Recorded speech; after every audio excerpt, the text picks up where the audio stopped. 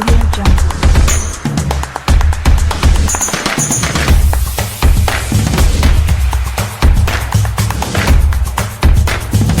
Audio Jungle.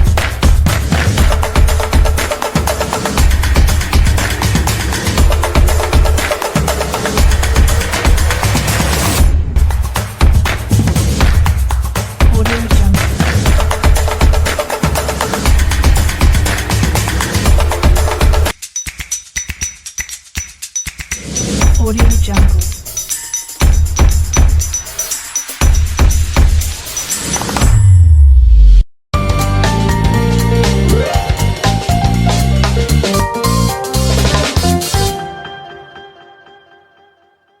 jedhama jiraatamas magaaluma Jimmaa kana jiraachaa ture kan Waaqayyo naa godhe keessa balbala hojiitu naaf baname eebbifamee dokumentii digriitiin eebbifamee waggaa 3 guutuu dokumentiin kun otoo hojiin hojjetin mana taa'aa ture karaa biraatiin immoo dokumentii digrii sana akka dippiloomaatti qabsiisee CPO immoo hojjechaa ture akka digrii sana dippiloomaatti gadi buusee jechuudha. Akkanumatti tun hojjechaa jiru karaama kallattii adda addaatiin digriitiin akkamiin dippiloomaatti hojjetti jarraa hojii warra kaanii cufaa jirti maal kan jedhu informationiin ka'ee kallattii adda addaatiin akkaniin bakka hojii sanarraati gadi lakkisuu taasifame. Bakka yeroo sanas koronaa sababa godhatanii hojjettoota hundumaafiyyuu miindaa qaban kan CPO sana keessa hojjetu jechuudha.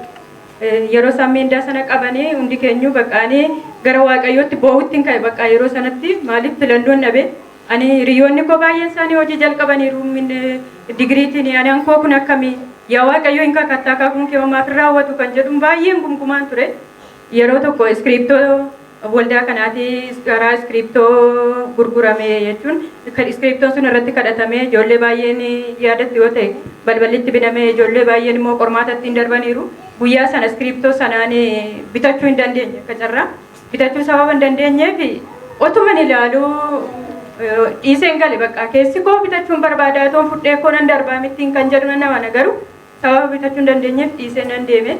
Qormaata deema turte? Egaa qormaata ergasii egaa kan hin galmaa'iyyuu. Ergasiin galmaa'ee dhufeenanii isinittiin iskiriptoo manaa fidadhee dhufeen iskiriptoo kanarratti sagalee naa baasaa CPO'n hojjedhan ture. Digirii akka dippiloomaatti gadi buusee toon hojjedhu isayyuu addaan kutanii jiru. Amma immoo hojii dhabee mana keessan jira daa'ima qabadhee baay'een cinqamaa jira. Jiraachuun natti ulfaataa jiraan jedheen adduma baaseen duubatti hafee isaaniin gizeen kadhachiifadhu.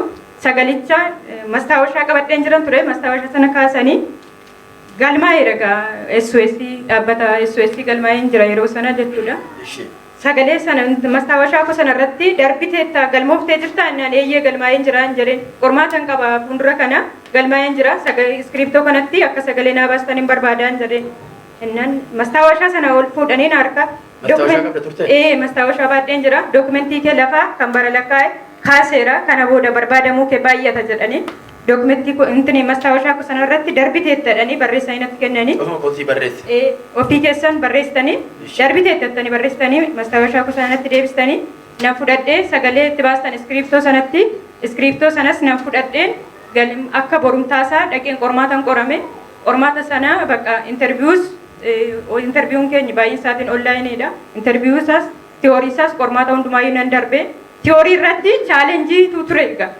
Teorii isaa miti interview irratti nuti dhimma daa'immaniif dubartoota irratti ta'uu hojjennu muuxannoo hojii keenyaa qabaattu qormaata gahaa deebistu iyyuu malee haadhaaf ilmoo miti abbaa manaaf haadha manaa addan baasnu. Kanaaf ati iddoo sana deemuu qabdu iddoo kee namni biraan akka deemu jedhameeti keessootiin jarri mari'atanii dabdaabbee nama biraaf barreessan. Yaani egaa yeroon information dhaga'u kan qabxii olaanaa galmeesse oonaa kan darbee oonaa maal rakkoo qabaa yoo daa'ima yoo ta'es fudhadhee deemuu danda'a abbaa warraa yoo ta'es deebi'ee na bira dhufuu danda'an jedhee bakki hojii isaa immoo Jimmaan sun taanee biraanchii isaa Baddalleedha. Sababa sanaatiin qabanii jarumti achii walii galuu dhaban inni tokko qabxii ishee erga isheen galmeessite isheen deemuu qabdi jedha inni tokko immoo hojii sanatti haqxee chaalenjii taati hojicha sanarratti gufuu taati.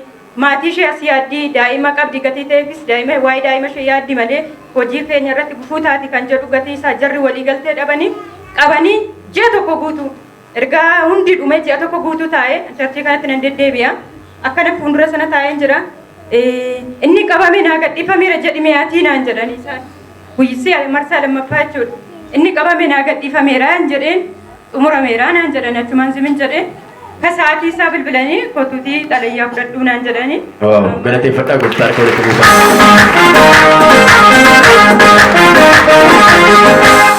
Ammamti jalaa qabamee moo tureera?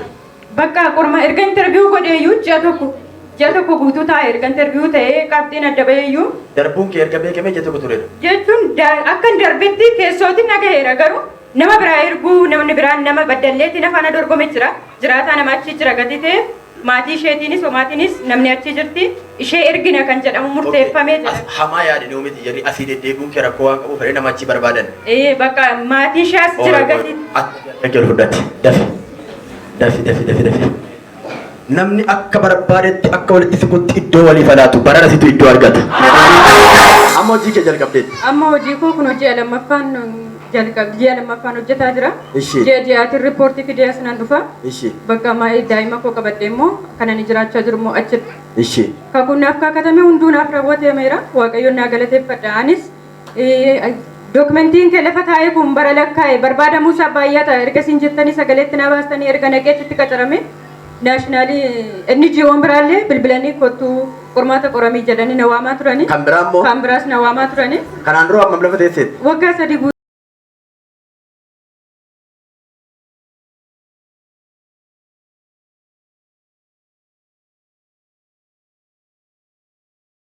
Kuteen argina jarra inni ji'oo wal fudhaa arga keemirgaa warri kafferensi haa barbaadan. Amma mochitti moo dhaggeeffadhaa ammoo isa inni ji'oo waaman amma keejii waan tokko isa kan biraan immoo bilbilanitti waamanii warri gurguddaan kun maaliif waamuu jalqaban wal fudhu bareecha arga keemirgaa. Wal fudhu dhuguma hin amantaa? Kolfaa arga keemirgaa dhuga. Bara 2013 kun ji'i ishee xumuramuuf ji'oota yartuutu hafte ati immoo ji'uma kana keessa waamami. Ciuma afte kana keessa maqaa gooftaan waamame. Attam goote inni attamoonni ibsatammoo? Bakka inni nama irra jirus inni duraa CPO'n local NGO yoo taateyyuu SOS'n international NGO gati ta'e. Ameen. Ol dargee deemirgaa. Tokko dhabde miti. 3 4 5 ta'ee siifa banama. Hin amantuu lafaa ol taattee barcuma facabsitee ameen jettu hin amantaa. Tokko sitti cufame miti. 5 jaatee wal guuree mana keetti eebbi. Mora isin eebbisu gooftaan hin danda'ama bakka waaqayyoof ምናችሁ ይቻላል የሚያምን ሁሉ ይቻላል እሱ ይቻላል በሉ የተዘጋባችሁ ነገር ዛሬ ቃል ወጥቶላችኋል ይከፈታል እጆቻችሁ ያሱና ይከፈታል በሉ አይከፈትም የተባለ ነገር ቃል ወጥቷል ይከፈታል በኢየሱስ በቃ መገለጣ ቢዳ ጎፍታራ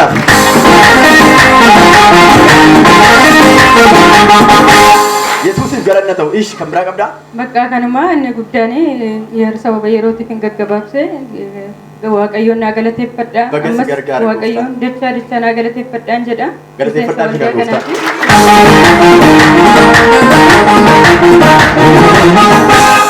Guyyaa guutuu jooraa ooltanii gaafa gooftaa lafaa isin kaate dhuguma danda'ummaa Yesuus hin amantu.